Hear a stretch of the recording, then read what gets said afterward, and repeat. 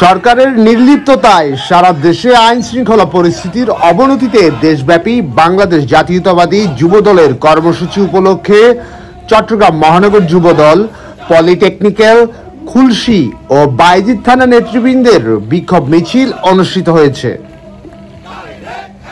বৃহস্পতিবার বিকেলে চট্টগ্রাম মহানগর যুবদলের সংগঠক সিদ্দিকুল ইসলাম আকাশের সঞ্চালনায় বিক্ষোভ মিছিলে সভাপতিত্ব করেন চট্টগ্রাম মহানগর যুবদলের সংগঠক ও চট্টগ্রাম মহানগর ছাত্রদলের সাবেক সহসভাপতি নজরুল ইসলাম।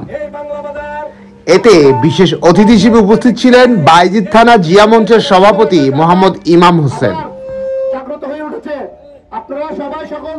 আরো উপস্থিত ছিলেন বায়েজিদ থানা স্বেচ্ছাসেবক দলের যুগ্ম আহ্বায়ক আলতাফ হোসেন, বায়েজিদ থানা যুব সংগঠক শেখ রাসেল, জানে আলম, ভুট্টু নূর হোসেন, বায়েজিদ থানা ছাত্রদল নেতা হাবিবুন নবী সোহেল, নকিবুল ইসলাম শান্ত, আব্দুল্লাহ আল মামুন, রহিমউদ্দিন সাজ্জাদ সহ অসংখ্য নেতাকর্মীরা।